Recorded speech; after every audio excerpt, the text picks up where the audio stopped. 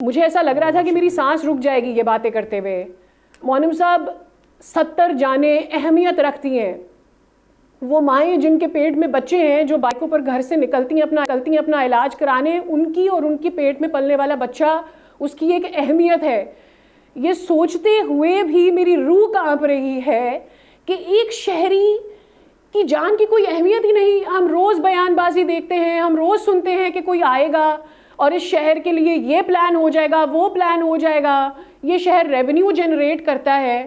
بھائی یہ سب باتیں پیچھے، ایک شہری کی جان بچا لو، وہ گھر سے نکلا ہے، اس کو گھر صحیح سلامت پہنچا دو. میری بہن، آپ نے جو پوری بات بیان کی، ظاہری بات ہے آپ کا درد، آپ نے پورے شہر کے حالات کا احاطہ کیا ہے. صورتحال یہ ہے کہ رمضان رحمت و مغفرت کا مہینہ ہے، اور اس رحمت و مغفرت کے مہینے میں لوگ حکمرانوں کے لیے بد دعائیں کر رہے ہیں. آپ مجھے بتائیے، کل کا جو واقعہ پیش آیا ہے، دل خراش واقعہ ہے، اندوناک واقعہ ہے کہ ایک شوہر اپنی بیوی کے ساتھ جا رہا ہو اور ایک ٹینکر آ کے اس کو جو ہے ہٹ کرے اور اس کی نومولود بچی کی بھی ڈیتھ ہو جائے اور والدین کی بھی ڈیتھ ہو جائے. آپ مجھے بتائیے اس سے زیادہ ورسٹ پوزیشن کیا ہو سکتی ہے؟ یہ واٹر ٹینکر انسانوں کے شہر کو مقتل بنا دیا ہے انہوں نے، اور یہ شہر میں دندناتے پھر رہے ہیں، موت بانٹتے پھر رہے ہیں اس شہر میں. اور پچھلے 85 دنوں میں 1 جنوری سے 25 مارچ تک اس شہر میں 216 اموات ہوئی ہیں، جو ڈمپر، ٹینکر، ٹرالر اور دیگر حادثات کی صورت میں ہوئی ہیں. 2600 سے زائد لوگ اپنی جانوں سے اس میں گزر گئے ہیں. اب آپ مجھے بتائیے کہ 1/3 واقعات وہ ہیں جو ہیوی ٹریفک کے واقعات ہیں، اور ہیوی ٹریفک کے نتیجے میں لوگ اپنی جانوں سے گئے ہیں. اب اس کا ذمہ دار کون ہے؟ اس کے ذمہ دار تو وہی لوگ ہیں جو برسر اقتدار ہیں، جن کو لوگوں کو فیسیلیٹیٹ کرنا تھا، جن کو لوگوں کو جینے کا حق دینا تھا. آپ نے تو کراچی کے شہر کے شہریوں سے جینے کا حق بھی چھین لیا ہے. ایک آدمی، ایک بچہ بچ جاتا ہے، وہ مین ہول میں گرنے سے بچتا ہے، وہ ٹینکر کی زد میں آ جاتا ہے، وہاں سے ہی بچ جاتا ہے.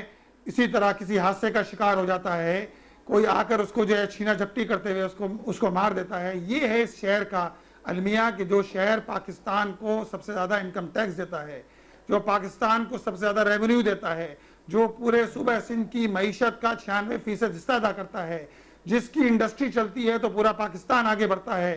لیکن ان ظالم حکمرانوں نے آج صرف اپنے اقتدار کے لیے، اپنے مفادات کے لیے، یہ فارم 47 پر براجمان حکمرانوں نے آج کراچی کو یہاں تک پہنچا دیا ہے. ایک قابض میئر ہے جو شہر پر براجمان ہے. قومی اور صوبائی اسمبلی کی ساری نشستیں ان لوگوں کو دے دی گئیں جن کا اس شہر میں کہیں کوئی ووٹ بینک نہیں ہے، کوئی پوچھنے والا نہیں ہے ان کو. اور حال یہ ہو گیا ہے کہ لوگ شہر کا 50% آبادی پانی سے محروم ہے. اب آپ نے بات کی کہ پچھلے سال 2024 میں اس شہر میں 775 افراد حادثات کا شکار ہوئے ہیں. 8,000 افراد وہ ہیں کہ جن کو جو حادثات کا شکار ہوئے ہیں. ہم نے حکومت کے سامنے یہ بات رکھی کہ دیکھیں، دعوے کرنا الگ بات ہے، زبانی کلامی باتیں کرنا الگ بات ہے، لیکن اصل مسئلہ یہ ہے کہ شہر کو ان حالات سے کیسے نجات دلائی جائے. صرف بالکل شہر کو آگ میں جھونک دینا، صرف ایسی باتیں کرنا کہ جس کے نتیجے میں یہ شہر دوبارہ ان حالات سے گزرے جس کا مکلف نہیں ہو سکتا. اب آپ مجھے بتائیے کہ اس کا ذمہ دار کون ہے؟ جو حادثات ہو رہے ہیں اس کی ذمہ داری پولیس پر عائد ہوتی ہے، اس کی ذمہ داری وزیر ٹرانسپورٹ پر عائد ہوتی ہے، اس کی ذمہ داری صوبے کے چیف ایگزیکٹو وزیر اعلیٰ پر عائد ہوتی ہے کہ کیوں سیفٹی قوانین پر عمل درآمد نہیں ہو رہا، کیوں موٹر وہیکل قوانین موجود ہیں، یہ سارے قوانین موجود ہیں، ان پر عمل درآمد کون کروائے گا؟ ان پہ عمل درآمد کروانا تو انسانیہ کی ذمہ داری ہے. یہ پولیس کس مرض کی دوا ہے؟ یہ کیا اسی طرح بھتے لیتے رہیں گے، رشوت لیتے رہیں گے، اور نیچے سے لے کر اوپر تک، آئی جی تک، آئی جی سے لے کر سی ایم تک، بلاول ہاؤس تک یہ پورا دھندا چلتا رہے گا؟ شہری یہ ظلم سہ چکے ہیں، بہت ظلم شہریوں نے سہا ہے. کن مشکلات سے شہر کے لوگ گزر رہے ہیں. پانی نہیں ہے، بجلی نہیں ہے، رمضان کے مہینے میں بعض جگہ گیس اویلیبل نہیں ہوتی، چھینا جھپٹی ہے، لوگ ٹارگٹ کلنگ کی جا رہی ہے. جو لوگ بچتے ہیں وہ اسی طرح ڈمپر، ٹینکر، ٹرالر کا نشانہ بن جاتے ہیں. ہماری درخواست تو یہ ہے کہ جتنے لوگ اس شہر کے اندر کم از کم اس سال میں جن کی ہلاکتیں ہوئی ہیں، آپ ان کو 1 کروڑ روپے کمپنسیشن دیں. किसी जान का नेमोल बदल नहीं हो सकता, लेकिन कुछ तो अशोई कीजिए, कुछ तो जख्मों पे मरहम रखिए। हुक्मरान तो ये करने से भी आजिज हो चुके हैं, उनके कान पे जूं नहीं रेंगती, बेइज्जती का शिकार हैं। आप देखिए जनाजा हुआ, मैं उस जनाजे में शरीक था, कोई मौजूद नहीं था उस जनाजे के अंदर।